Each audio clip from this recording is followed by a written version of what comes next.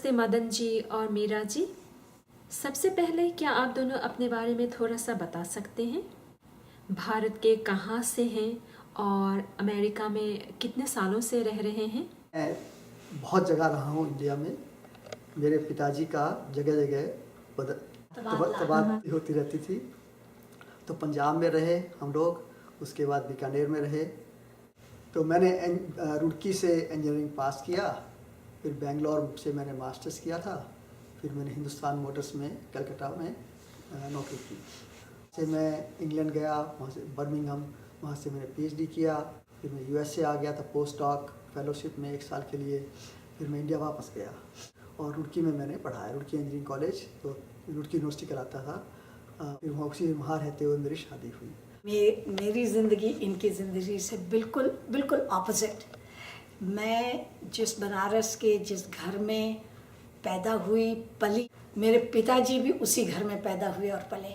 उसी स्कूल में जिसमें मैं गई, BTS बेसेंट थियोसॉफिकल स्कूल, उसी में मेरे माँ बाप पढ़े हुए और कई तो टीचर्स भी वही, बहुत तो इतना कॉमन। और जब तक मेरी शादी नहीं हुई तब तक मैं बनारस में ही रही। इनके जीवन में था कि इतना ट्रांसफ़र, इतने अलग अलग शहरों में रहे हैं।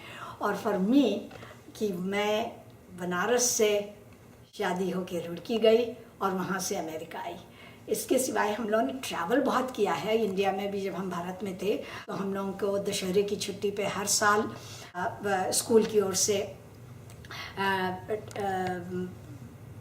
ट्रिप जाता था, तो उसमें हम लोग चारों में गए थे। तो इस तरह से कश्मीर टू केप कॉमोरिन और इधर कन्याकुमारी तक, और इधर नागालैंड से नागालैंड तो नहीं गए थे, लेकिन हाँ असम से लेकर राजस्थान तक हम लोग ने ट्रैवल किया है। लेकिन जहाँ तक रहने का सवाल है, बनारस में ही रहे, वहीं BHU में बनारस हिंदू यूनिवर्सिटी में पढ़े। पढ़ाई किस में की? पढ़ाई मैंने हिंदी में मास्टर्स किया और हिंदी लिटरेचर में, लेकिन साथ में पेंटिंग में हमेशा से इंटरेस्ट रहा। तो मास्टर्स करते समय 2-3 घंटे के तो खाली क्लास होते हैं। मैं मास्टर्स मैंने डॉर्म में रह करके किया, तो इतना समय था तो मैंने क्ले मॉडलिंग क्लास उस समय ज्वाइन किया था। शादी कब हुई आपकी? शादी हमारी 1965 में मैं भारत वापस गया था और 1966 में हमारी शादी हुई।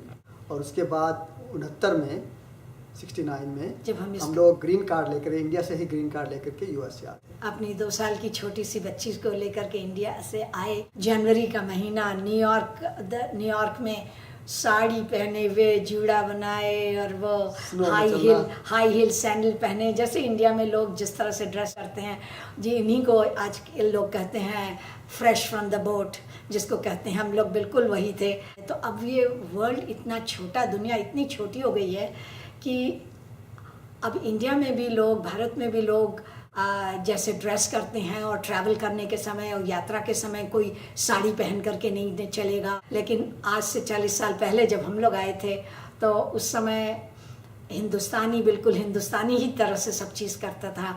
और यहाँ आने के बाद तरीके बदले और यहाँ हमने अमेरिकन तरीके सीखे। शुरू में तो अमेरिकनों की इतना अंग्रेज़ी पढ़े हुए आकर के भी उनकी अंग्रेज़ी नहीं समझ में आती थी। लेकिन अब है कि अब के बच्चे जो आते हैं इंडिया से, उनको देखते हैं कि वो अमेरिकन फ्रेजेस यूज़ करते हैं, अमेरिकन कपड़े पहनना, अमेरिकन ढंग से उनको टॉप 10 म्यूज़िक में कौन से सॉन्ग हैं वो भी पता होते हैं। मतलब उनकी ज़िंदगी में इतना ज़्यादा फ़र्क नहीं लगता। जैसे कि हम लोग तो इंडिया से आए तो हर चीज़ इतनी फ़र्क लगती थी। और आज के बच्चे तो ऐसे फ्लुएंटली अंग्रेज़ी में बात करते हैं। और ख़ासतौर में बड़े शहरों से आए बच्चों में तो कोई फ़र्क ही नहीं लगता कि वो अमेरिका में पले हुए हैं या इंडिया से आए हैं, भारत से आए हैं। मदन जी, अमेरिका में आपकी पहली नौकरी कहाँ लगी थी और नौकरी के दौरान किन किन जगहों में जाना पड़ा था? तो जब हम लोग आए यहाँ पे 69 में, तो नौकरी खोजने में कुछ समय लगा।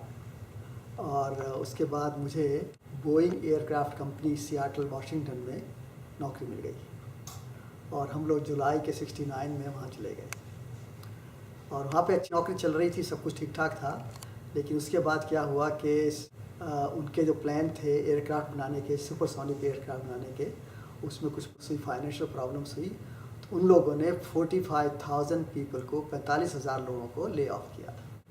तो उनमें मैं तो नया कर्मचारी था तो मेरा तो नंबर उनमें पहले ही आने वाला था, तो मेरा नंबर आया और जब नंबर आया तो बताया गया हमें पहले से कि नौकरी खोजना शुरू कर दो। तो मैंने फिर नौकरी खोजी तो जॉन डियर में आयोवा में मुझे नौकरी मिल गई। तो 1970 के मार्च में हम लोग ड्राइव करके सियाटल से आयोवा आए। तो उस समय सर्दियों का समय था तो हमें डर था कि उत्तरी रास्ते से अगर आएंगे नॉर्थर्न रूट से तो पता नहीं स्नो में फंसे क्या होगा क्या नहीं होगा, और पता नहीं कि लॉस एंजलिस आने का दोबारा मौका मिलेगा कि नहीं, कब मिलेगा। तो हम लोगों ने सियाटल से कार से चले, वोक्सवैगन बीटल थी उस ज़माने में मेरे पास, और हम लोग जो है साउथ जाते जाते लॉस एंजलिस तक गए और वहाँ से हम लोगों ने ईस्ट आना शुरू किया। ओक्लाहोमा से, टेक्सास से हम लोग नॉर्थ की तरफ आयोवा में आए। तो 1970 में जब हम लोग आयोवा में बसे तो हम लोग भारतीय जो है उस शहर में पहला परिवार, भारतीय परिवार था उस शहर में। और पहले कुछ साल हम लोग अपार्टमेंट में रहे, फिर हमने मकान खरीद लिया, फिर उसके कुछ साल बाद हमने दूसरा मकान बनाया जो बड़ा अच्छा से और वहाँ पे फिर हम लोग 32 साल रहे। तो ये समझ लिए कि 32 साल में ज़िंदगी तो बदलेगी ही बहुत। हमारे दोनों बच्चे वहीं पले, लड़का तो वहीं पैदा भी हुआ और लड़की तो हम अपनी 2 साल की लेके आए थे। आप लोग आयोवा में 32 साल रहे। वैसे भारतीय लोगों को तो ठंडी जगह बिल्कुल ही नहीं पसंद, आप लोग वहाँ पर कैसे रहे? दूसरे पार्ट वाले कहते हैं अरे वहाँ तो बिल्कुल गांव में तुम लोग रह के आए, लेकिन हम लोगों की ज़िंदगी वहाँ बहुत अच्छी थी और जो कुछ भी चाहता है जीवन में रहने के लिए और अच्छे ज़िंदगी के लिए सब कुछ था। थिएटर्स थे, अच्छी लाइब्रेरीज थी और जैसे रेगुलर टीवी स्टोर ये वो तो था ही। हाँ, इंडियन ग्रोसरी स्टोर या इंडियन रेस्टोरेंट कोई नहीं था। तो हम लोग एक दूसरे के घर आना जाना और उसी बहाने हम इंडियन कुकिंग के क्लास टीच करते थे तब, क्योंकि वो एक नयापन था। एक बार का वाकया है कि एक लेडी हमारे यहाँ क्लास में आई और वो कह रही थी कि मैं न्यूयॉर्क में रहती थी, हफ्ते में एक दिन तो मैं ज़रूर इंडियन फूड खाती थी और यहाँ तो इंडियन रेस्टोरेंट नहीं है। तो मैंने तो ये क्लास अटेंड किया है केवल खाना खाने के लिए। और वो बेबी एक्सपेक्ट कर रही थी, बिल्कुल ऑलमोस्ट रेडी टू डिलीवर, और वो आकर के बैठी। उसने कहा मैं तो यहाँ सीखने नहीं, मैं तो खाने आई हूँ।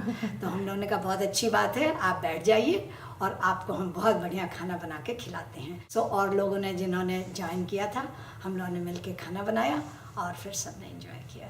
ये समझिए कि 1980 के 1980 के आसपास पहुँचते तो करीब 20 परिवार हो भी गए थे। लेकिन अमेरिकन लोगों से हमारा जो लोकल थे वहाँ पे बहुत आना जाना रहा और वो बहुत से चर्च वगैरह में भी कभी बुलाए गए थे ताकि हम हिंदुस्तान के बारे में, भारत के बारे में उन लोगों को बता सकें। और उस समय आप लोग भारत कैसे, कब जाते थे और आना जाना कैसे होता था? तो उस ज़माने के हिसाब से देखा जाए ट्रैवल इतना आसान नहीं था, खर्चा भी बहुत लगता था इनकम के हिसाब से। तो हमारे जो इंडिया के भारत के चक्कर जो लगते थे करीब हर 4 साल 5 साल बाद लगते थे। आपके बच्चों को कैसा लगता था जब वे भारत जाते थे और आप लोग उनकी सेहत का ध्यान कैसे रखते थे? बच्चों ने हिंदी सीखी थी घर में, और बल्कि मीरा ने तो उनको हिंदी पढ़ना लिखना भी सिखाया था।